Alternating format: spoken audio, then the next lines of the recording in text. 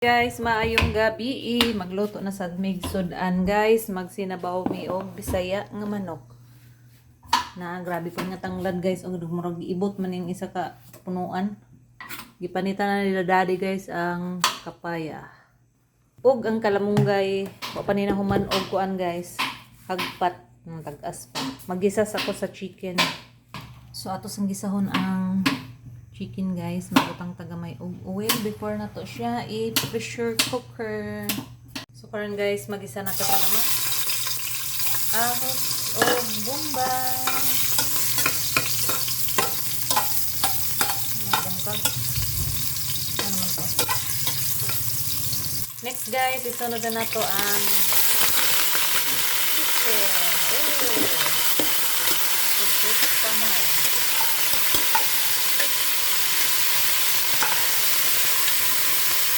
Guys, simplahan na to sila og asin, paminta nga powder,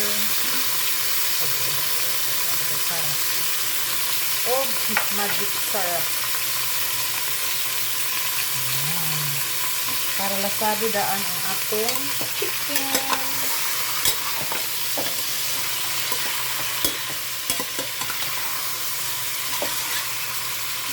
Nara, guys, ang atong gigisa nga chicken. So mag-add na ta og water para ato na ni siyang pahumukon. Mga tulo lang ka cups, guys. Kanang mulapaw lang ang tubig sa chicken. Na, guys, nga nakakadagan nga tubig. Ato na dayon siyang i-pressure cooker mga 15 minutes para dali mahumok. Lock na to, guys, ang taglog. Yan. Set na to og 15 minutes nga time. So wait na, guys. Mga 15 minutes humok na siya. Pwede ra ganit 10 minutes kay bata pa man to nga manok. While naglata pa ta sa chicken, guys, para kung gilatan, masarap to. Skilid ay. Magpadayon ta sa kalamunggay, guys, kay marag dugay-dugay gini siya mahuman. Mga bata, guys, wala na nambang. Kay kapuyon sila kay di mo sila kabalo. Kailan mo isa-isahon pag-ana, oh. Pwede pertigin dugayan, no. Naon mo na dapat, no. Puti lang gid siya nga gulay, pero lami man gud siya pag nainganin, no. Murag kulang ang ato ang sinabaw nga manok kung walay kalamunggay. So bahalag lisod. Ato gid siyang buhaton para natay masarap na sinabaw. Charot ay. Pwede pa lang lagay ka ng lunod na ng diretso, guys, no, nga napay mga inganin, no. Umuon ko din na ba kay puti kaayo. Ay, tabangi ko din yun, maluoy mo. Nara, guys, nagtujok-tujok na ang ating pressure cooker. Mga 3 minutes left na lang. Ako na ni siyang i-off, guys, kay basi masubraan rapod ang kahumok sa ating chicken. Guys, ang akong kuan nga kalamunggay gipang larot. Okay na ni siya, guys. Hugasan na nako og ang papaya pod ready na sa niya. Ang atay, guys, unya na nako ni lunod. Kay madali naman siya malatsa. Nara, guys, ato nang i-check kung humok na ba jud ang atong chicken. Aperte nang humok ka, guys, oh. Di maklaro kay ang aso. Nara, oh, humok na siya.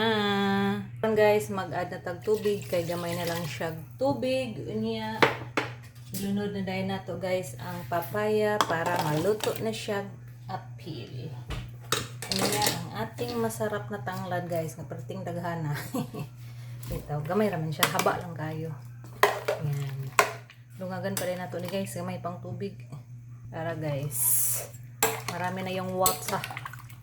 So, ngayon na to ni siya timplahan, guys, pagbukal para matilawan na to kung tama ra ba ang asin nga kung asin ganina. Pero sure ko tabang ni kinagaan na ba itag tubig. So, ato na ni siya, guys, tilawan kung sakto na ba ang kaparat sa ating niluluto na sinabaw na chicken. Tabang pa siya, guys. Mag-add pa ta og asin. Ito pong tusukon ang kapaya kung luto na ba. Oy, gahi pa, guys. So, taod-taod pa din siya before nato ibutang ang kalamunggay. Ayan. Masarap talaga yung papaya guys. Lalo na yung chicken na bisaya. Tara guys, gamay na lang ginang kulang guys. Luto na gid yung atuang gulay nga kapaya. Yan. Umot kayong tanglad guys. Uy, gini maisa nga makapalami sa atuang sinabaw. Ang basta na itanglad. Samot og naa ang kalamunggay. Samot kalami ang sabaw ani. Atong i-final ang timpla guys. Ay. Ang sa atong paghulat nga maluto ang papaya guys. So okay na ato nang ilunod ang kinakusgan nga gulay, ang kalamunggay. Kay lami kaadyo ni. Tilokon gud ba? O ato na dayon siyang ihalo guys. Yan.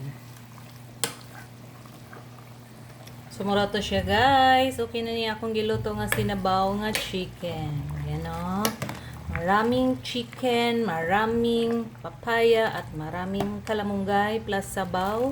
Solved na ang panihapon. So again, thanks for watching. Enjoy cooking, happy eating. God bless you all. Love, love.